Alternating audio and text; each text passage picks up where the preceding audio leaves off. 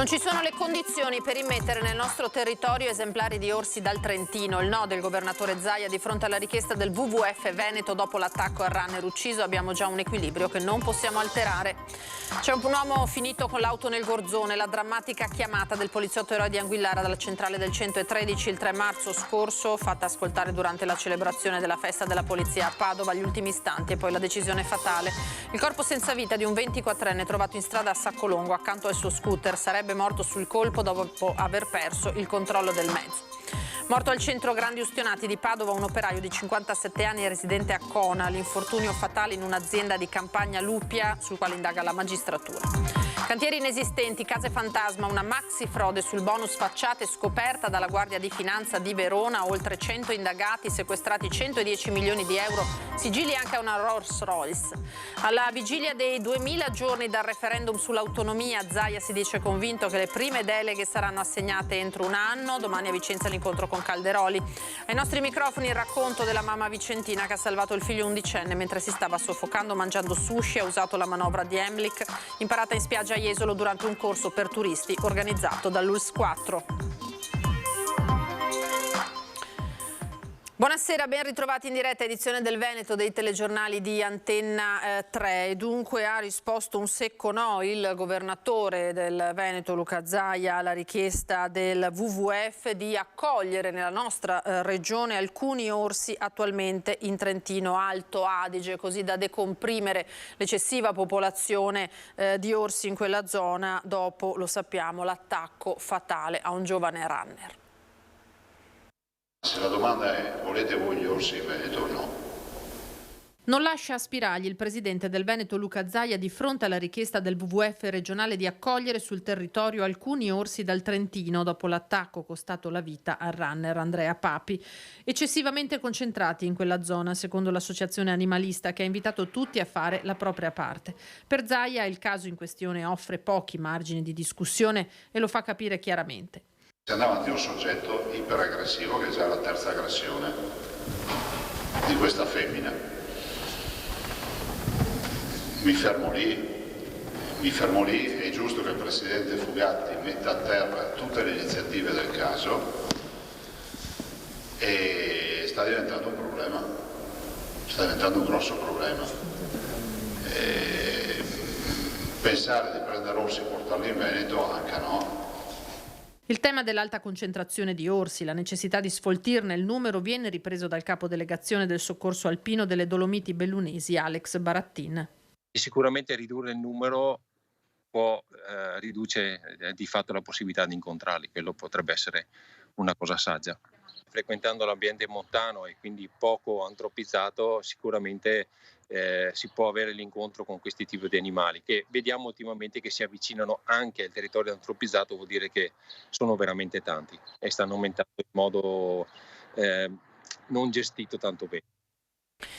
E questa mattina un lupo invece è stato investito lungo la regionale 50 a Sovramonte. L'automobilista se l'è trovato di fronte all'interno della galleria Pontette e non ha potuto evitare l'impatto. Sul posto sono arrivati gli agenti della polizia provinciale che hanno recuperato la carcassa trasportata successivamente all'Istituto Zooprofilattico per le analisi di rito. Si tratta di un giovane esemplare maschio che con ogni probabilità appartiene al branco che staziona proprio nella zona di Sovramonte.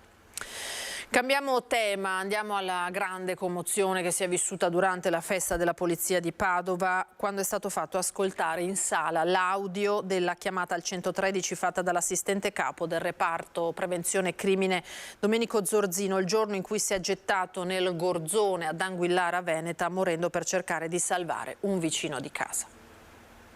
Pronto? Sì, ciao, sono Domenico Zorzino, ti chiamo da Anguillara Veneta, sono un collega della polizia. Niente, davanti a me un'auto è finita in Gorzone, secondo me c'è una persona dentro. In Anguillara Veneta in che via? In pratica è in via Camatte, via Camatte, però è sopra il Gorzone. C'è l'acqua? Sì, c'è anche una persona dentro, sei il primo che chiamo. 115, 118, sì, ora ti mando subito. Cosa faccio? Mi butto dentro? Io sono qua che ti aspetto. Camatte. Sì. Calmate, ok, dai, mando subito i vigili del fuoco. Ok. Vieni sulla portata di mano. Ciao, Ok? ciao, ciao, ciao, Va ciao, bene. ciao, ciao, ciao. Ciao, ciao. Cosa faccio? Mi butto? È la domanda che l'assistente capo della Polizia di Stato Domenico Zorzino rivolge all'operatore del 113 che risponde alla sua richiesta di aiuto. Anguillara Veneta il 3 marzo scorso. Domenico, dopo aver descritto nel dettaglio il luogo in cui si trova, si getta senza esitazione nelle acque del Gorzone per cercare di estrarre Valerio Buoso, il pensionato rimasto incastrato nella sua auto finita nel fiume. Moriranno entrambi stretti in un abbraccio a pochi metri dalla riva. Il video tributo realizzato dai colleghi di Domenico in occasione della festa della polizia ripercorre quel giorno drammatico sull'argine del Gorzone.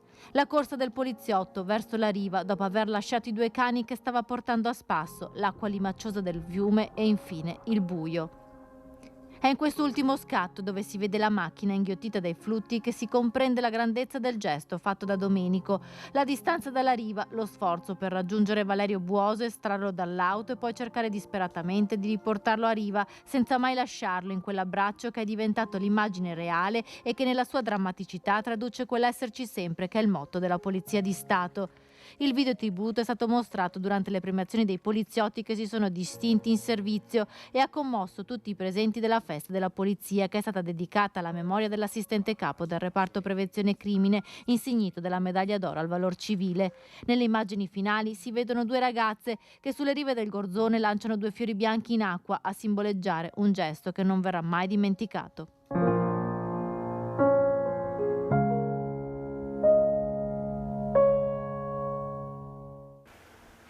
E un dramma si è consumato nella notte a Saccolongo. Un 24enne ha perso la vita dopo essere finito fuori strada con lo scooter. Ad accorgersi dello scooter incastrato tra le ramaglie del fosso è stata una mamma che questa mattina alle 8 stava portando i figli a scuola quando la polizia locale del consorzio Padova Ovest è arrivata in via Boccalara a Saccolongo. Ha fatto la drammatica scoperta. Adagiato nel fosso c'era il corpo senza vita di un ragazzo. La vittima, identificata poco dopo, è risultata essere un 24enne romeno residente poco lontano. L'incidente con ogni probabilità è avvenuto nella notte. Forse il ragazzo si è sentito male o forse ha sbandato nell'affrontare la curva a gomito. La pioggia e l'asfalto bagnato potrebbero averlo fatto uscire di strada. La polizia locale sta ricostruendo la dinamica dello schianto. In un primo momento si era ipotizzato che potesse essere stato investito, ma dai rilievi questa ipotesi sembra essere stata esclusa. A terra nessun segno di frenata. Il giovane era uscito dalla casa di alcuni amici in tarda serata dicendo che andava a fare un giro, ma non è più tornato né da loro né dalla famiglia. L'incidente è avvenuto a pochi metri dall'abitazione che la giovane condivideva con la madre, che solo 1 anno e mezzo fa ha perso anche un'altra figlia in circostanze ancora poco chiare. Il pubblico ministero non ha disposto l'autopsia. La salma del giovane è stata riconsegnata alla famiglia, che ora dovrà decidere la data dei funerali. Da un dramma sulla strada a un infortunio mortale sul lavoro. A perdere la vita un operaio di 57 anni residente a Cona, che era ricoverato da alcuni giorni al centro Grandi Ustionati di Padova. Arben Sagliu, operaio 57enne residente nella frazione di Cantarana di Cona, ha perso la vita per le gravi ferite riportate mentre lavorava nella sede di Campagna Lupia della ditta per cui prestava servizio. Il fatto risale al 5 aprile scorso, poco prima di Pasqua, ma è stato reso noto solo oggi. Sagliu, di origine albanese ma residente a Cona da più di 20 anni, era ricoverato al centro Grandi Ustionati di Padova, dove era stato trasferito dall'ospedale di Piove di Sacco. Sul posto le volanti della questura, la polizia locale e lo Spisal per i rilievi, dopo che il 57enne è stato soccorso dai colleghi e dal suo datore di lavoro, che l'ha caricato in macchina per portarlo all'ospedale. Ancora sconosciute le cause dell'incidente, al vaglio dei tecnici, forse uno scoppio o un cortocircuito. La tristezza di una famiglia adesso che ha lasciato moglie e la figlia minorenne, comunque hanno un grande coraggio perché sono persone che insomma stanno affrontando una situazione terribile e come comune insomma li siamo vicini, come amministrazione li siamo vicini per dare il supporto necessario a questa famiglia che è rimasta senza una figura principale del padre. Arrivato anni fa da Tirana, Sagliu e la sua famiglia si erano perfettamente integrati a Cona. Da decidere la data dei funerali, forse anche perché sono ancora in corso indagini e accertamenti da parte della magistratura. Dispiacerei tanto e speriamo che venga accertato anche come è successo e per far sì che nei posti di lavoro insomma la sicurezza sia sempre al primo posto. Cantieri inesistenti, case fantasma, una maxi frode sul bonus facciate scoperta dalla Guardia di Finanza di Verona, oltre 100 gli indagati. I sigilli della finanza sono scattati per conti correnti e beni immobili e di lusso come opere d'arte, orologi e persino una Rolls Royce. Un sequestro totale di 110 milioni di euro eseguito dalle Fiamme Gialle di Verona nei confronti di 13 società e 14 persone. Nel mirino un'enorme frode sul bonus facciate. Verona, Vicenza, Padova, ma anche Roma, Milano e Brescia, le province coinvolte nell'inchiesta, con oltre 100 indagati. Persone e società che avevano usato in maniera distorta le misure agevolate del decreto rilancio per gli interventi edilizi, sotto forma di crediti d'imposta cedibili a terzi e utilizzabili in compensazione o monetizzabili presso le banche. Nella frode sono coinvolti tutti coloro che hanno partecipato alla generazione di questi crediti inesistenti. È stato scoperto infatti un sistema con il quale erano stati comunicati all'Agenzia delle Entrate crediti d'imposta inesistenti sul bonus facciate per oltre 84 milioni di euro. Alcune delle società sono risultate prive di strutture e mezzi per la realizzazione degli interventi edilizi oggetti del bonus. La maggior parte delle persone fisiche che avevano ceduto il credito d'imposta per dichiarati lavori edilizi alle società indagate non era proprietaria di alcun immobile.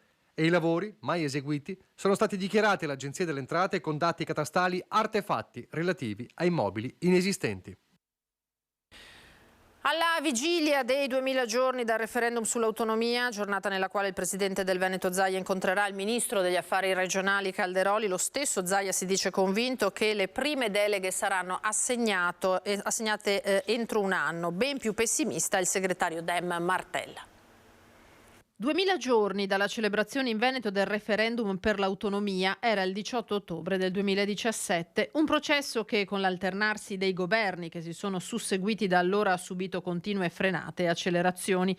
Di contro l'autonomia è diventata nella sostanza un tema trasversale nel panorama politico, pur con differenti declinazioni. Rimane per la Lega e per il presidente del Veneto Luca Zaia l'obiettivo principe da centrare a breve.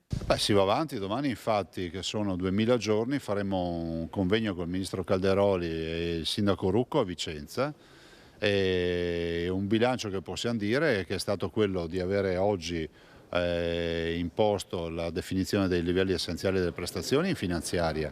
Dall'altro sempre questo governo ha adottato il disegno di legge della legge di attuazione, verosimilmente nel giro di un anno dovremmo pensare già di poter provvedere ad avere le prime materie delegate. Decisamente meno ottimista il segretario regionale del Partito Democratico Andrea Martella, secondo il quale la conta andrà ben oltre i 2000 giorni. Con il rischio che questa autonomia, che invece sarebbe un risultato importante da raggiungere, non venga realizzata. Vedremo che fine farà. Per quanto ci riguarda, come sostenuto in più di un'occasione, l'autonomia è un processo necessario, previsto dalla nostra Costituzione, che deve servire anche alla nostra Regione. Per realizzarla bisognerebbe farla in maniera seria, partendo da alcune materie e escludendone altre come la scuola o la sanità, che invece rischierebbero di aumentare le differenze nel nostro Paese.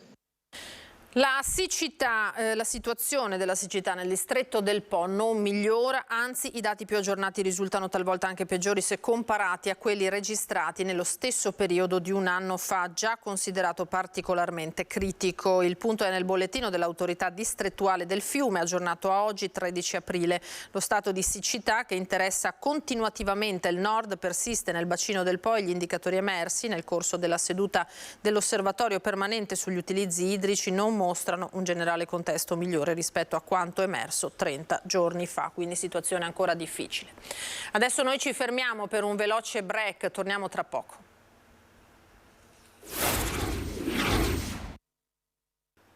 Di nuovo in diretta parliamo ora di sanità e servizi ai cittadini perché oggi e domani gli ambulatori dei medici di base aderenti a SNAMI e SMI saranno chiusi per sciopero indetto per la carenza di camici bianchi e la troppa burocrazia. I dottori chiedono un incontro alla Regione.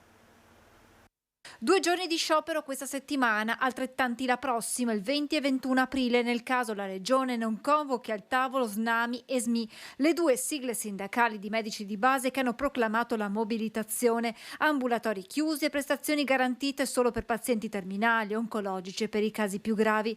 La carenza dei camici bianchi e la troppa burocrazia che pesa nel quotidiano rapporto tra medici e pazienti, le due cause principali dell'agitazione. I medici si trovano sempre più sovraccaricati di pazienti, quindi con aumento sia del clinico e sia della burocrazia. Della burocrazia legata anche a nuovi carichi burocratici come piani terapeutici. Aspetti che, spiega il dottor Cauchi, allontanano dalla professione i medici più giovani. Sovraccaricati dal numero di pazienti, in cui hanno circa 1800 pazienti a testa, senza segretari, personale amministrativo e quant'altro. Sono costretti a lavorare da soli e si è visto che, giustamente dico io, entro 6 mesi 1 su 3 lascia, va a fare un altro lavoro. Un cambio generazionale che manca e che ha molteplici conseguenze.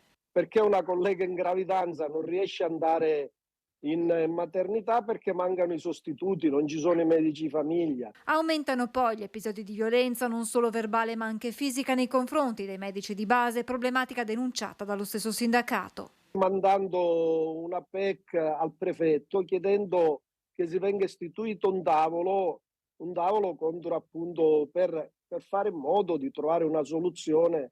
I medici di SNAMI e SMI sono pronti a fare un passo indietro e a sospendere lo sciopero se la regione, alla quale si sono rivolti anche in passato, ascolterà le loro ragioni. Mancata convocazione da parte nostra, dalla regione, dopo molte mail inviate e richieste di invio, perché tra 20 giorni ci scade il nostro contratto regionale. Quindi ancora ad oggi nessuno di noi, nessuna organizzazione sindacale è stata convocata al tavolo. E oggi intanto la prima giornata per la nuova prova d'ingresso alla facoltà di medicina, oltre 3.000 le domande di partecipazione arrivate a Padova.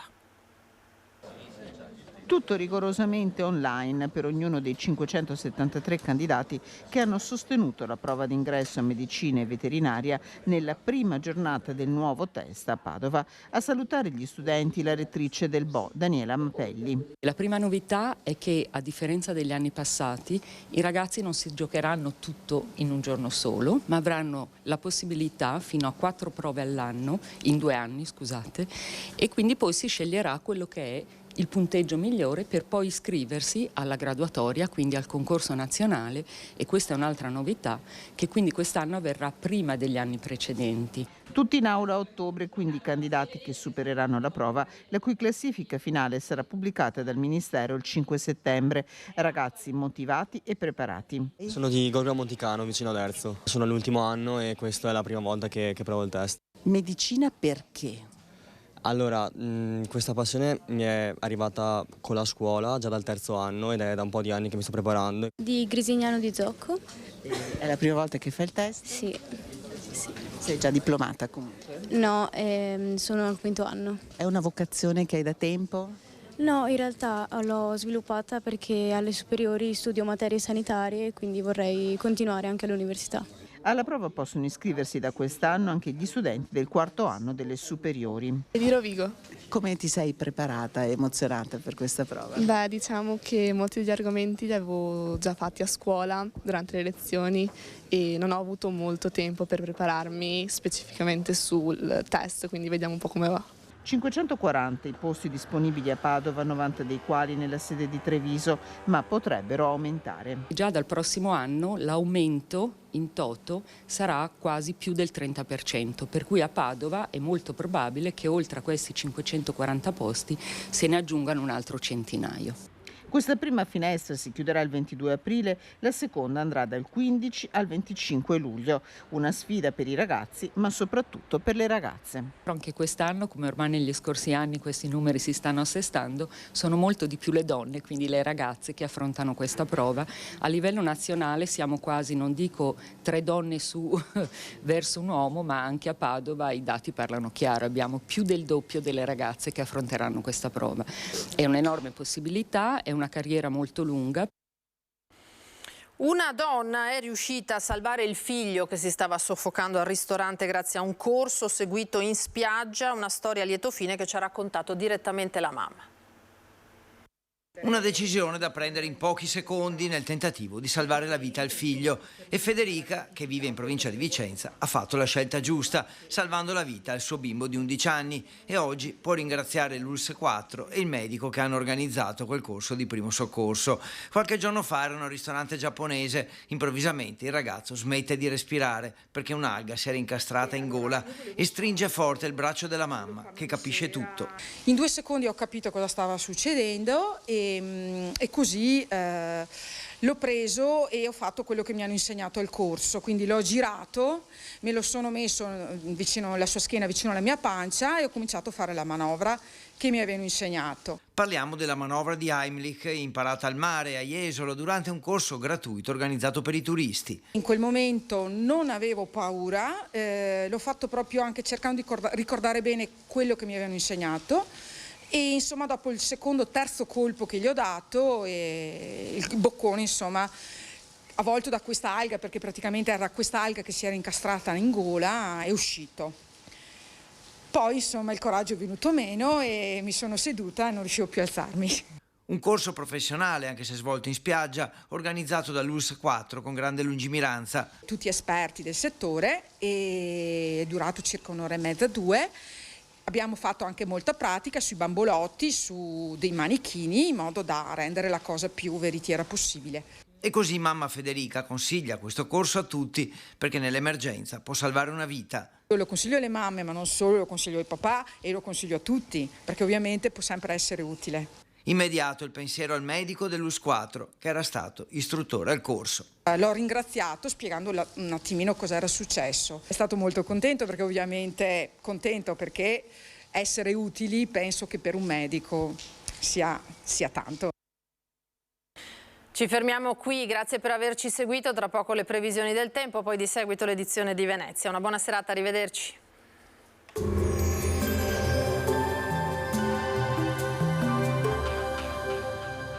Cooperativa Agricola Volpago offre carne fresca di prima qualità. Ci trovi a Volpago del Montello, Pieve del Grappa, Tre Baseleghe e presso lo spaccio del contadino a Dolo e Massanzago. Bentrovati al meteo. La perturbazione si allontana dall'Italia, ma nella giornata di venerdì 14 aprile influenzerà ancora il nostro territorio. Vediamo insieme il dettaglio. Sul Veneto al mattino ci saranno ancora tante nuvole e alcune deboli precipitazioni.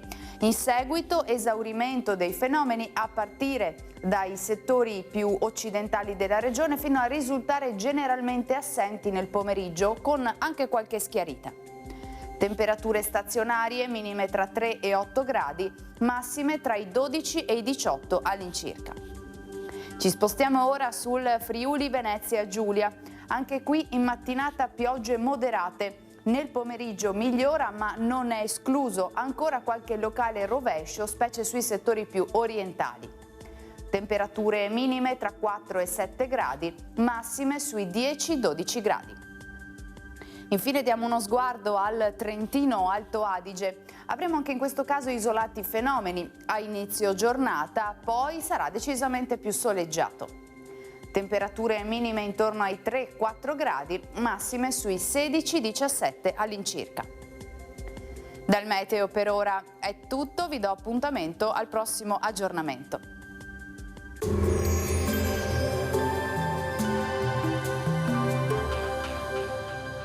Cooperativa Agricola Volpago offre carne fresca di prima qualità. Ci trovi a Volpago del Montello, Pieve del Grappa, Tre Baseleghe e presso lo spaccio del contadino a Dolo e Massanzago.